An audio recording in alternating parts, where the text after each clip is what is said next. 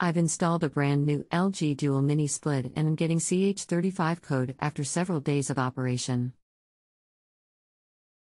How long has this been going on with your LG unit?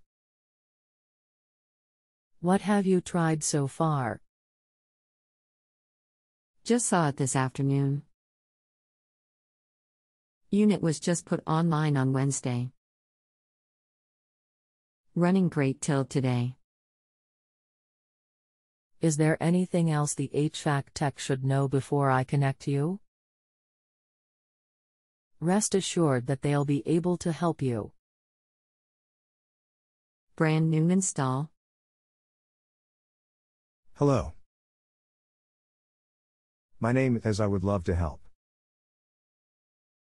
CH35 means you are seeing the low pressure sensor error.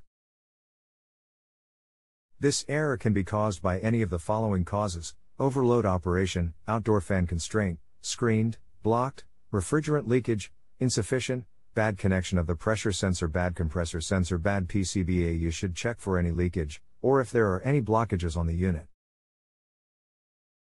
If you are still not able to fix it, we recommend a local contractor to have it diagnosed.